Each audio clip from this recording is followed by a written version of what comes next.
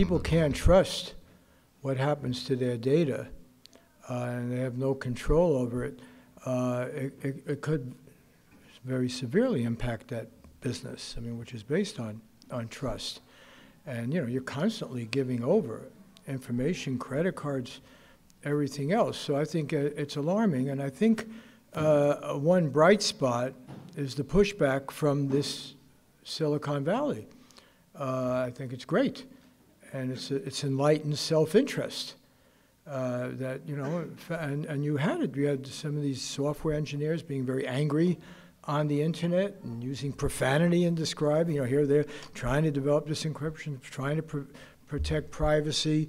That's absolutely critical to have the trust of the people. I know it. On a much smaller scale, you know, I want the people who send us their information and sign up to trust us, you know, so I think you're absolutely right. People, and that's their right, by the way.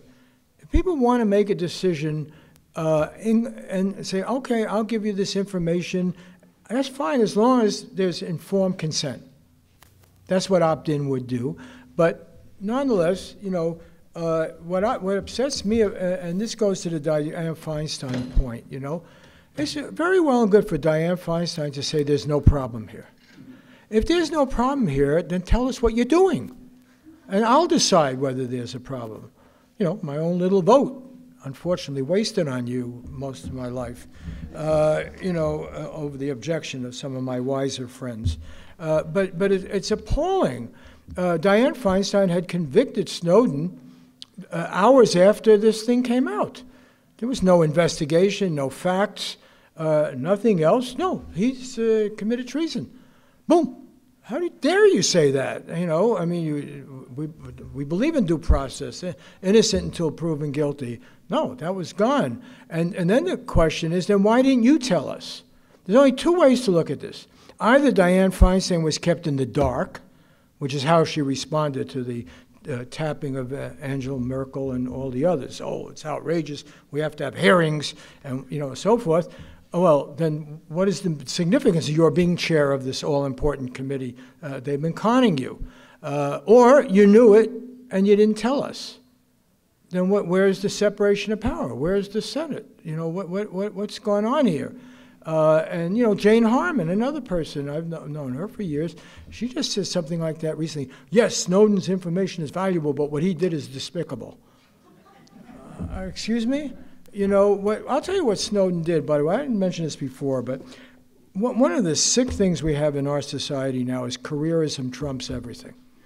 You know, and if you try to understand the banking meltdown, you know, it's not the people from the community colleges who didn't do well in high school, you know, who screwed up our banking system. It was the best and the brightest, once again, the people from Harvard Law, you know, and the business schools and everything else that devised all these great mathematical models and betrayed our economy.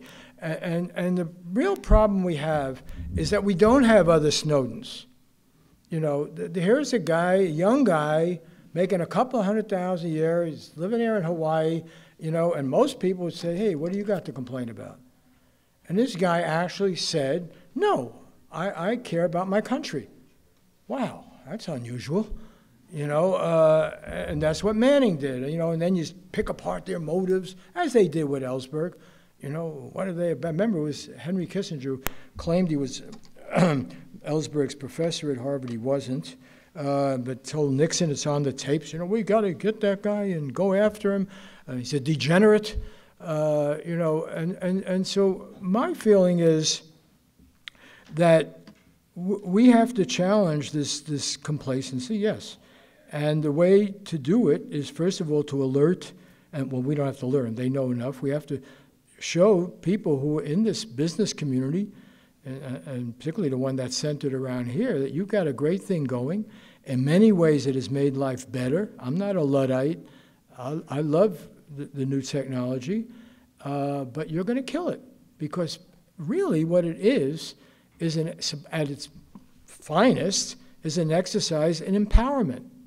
Right? I mean, that's, you know, we can go to Wikipedia, as I did. That's where I got my wording on the Fourth Amendment. You know, I was rushing out the house Got a Wikipedia. Yeah, it's great. I got the Fourth Amendment. I can get the original document. I can read what they did in 1600s. It's a great tool for enlightenment. You turn it in to a toy of the surveillance state, and you destroy it. And so people have got to speak up. I would say this community should actually be a center of speaking up on that.